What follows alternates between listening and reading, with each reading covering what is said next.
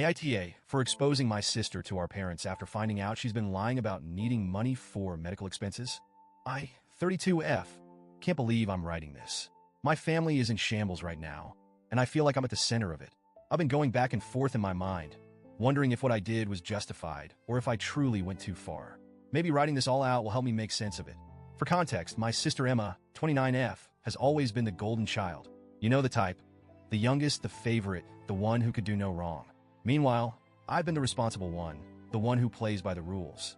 Growing up, this dynamic wasn't easy to deal with, but I learned to live with it. I focused on building my own life, staying out of her drama, and letting her enjoy her status as the family darling. But this situation is different. It's not just sibling rivalry or petty jealousy. It's about trust, betrayal, and how far someone is willing to go to exploit the people who love them. About a year ago, Emma started telling our parents that she was struggling with medical bills. She called them up crying, saying her insurance wouldn't cover some specialist or that she needed a medication that cost hundreds of dollars a month. Our parents are retired and living on a tight budget, but they're the kind of people who would do anything for their kids. They didn't hesitate to help. At first, I didn't think much of it. I figured she was genuinely going through something and needed support. But over time, her claims started to feel off. For one, she was always vague about what was wrong. She never gave specifics, just said things like, "It's really personal," or "I don't want to worry you with the details." And while she was supposedly drowning in medical debt, her social media told a very different story. Emma's Instagram was a highlight reel of luxury and indulgence. Designer handbags, nights out at trendy restaurants, spa weekends, and even a trip to Cancun. I tried to convince myself that she was just treating herself to cope with stress, but it didn't sit right with me. How could she afford all that if she was struggling to pay for essential medical care?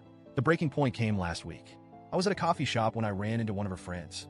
We started chatting, and this friend casually mentioned how amazing Emma's life seemed.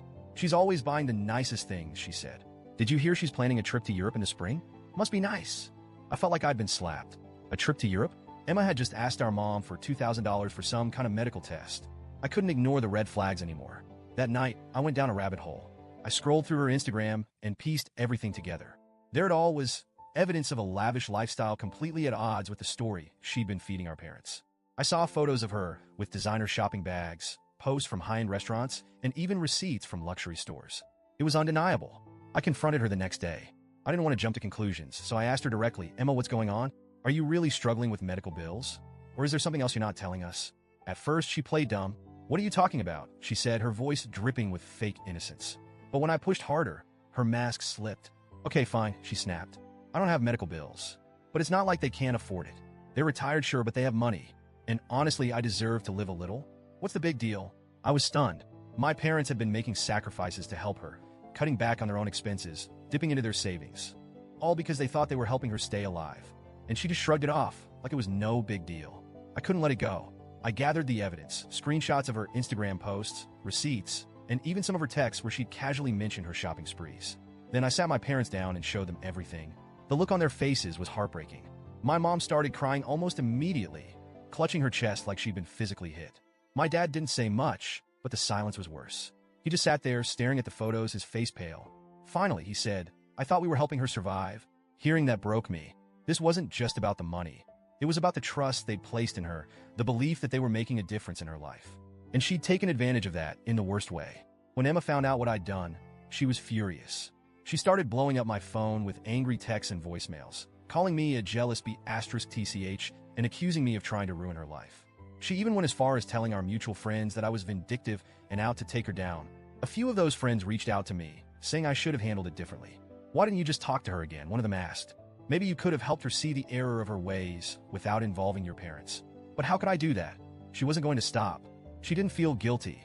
She felt entitled.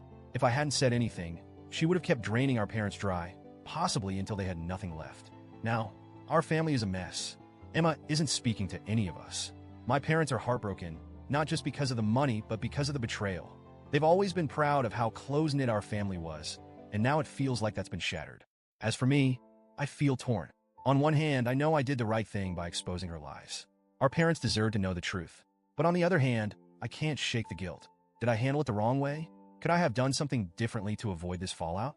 I keep replaying my dad's words in my mind. I thought we were helping her survive.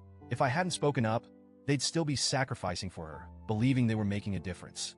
But now, the truth is out, and it's left us all in pieces. So, Ida?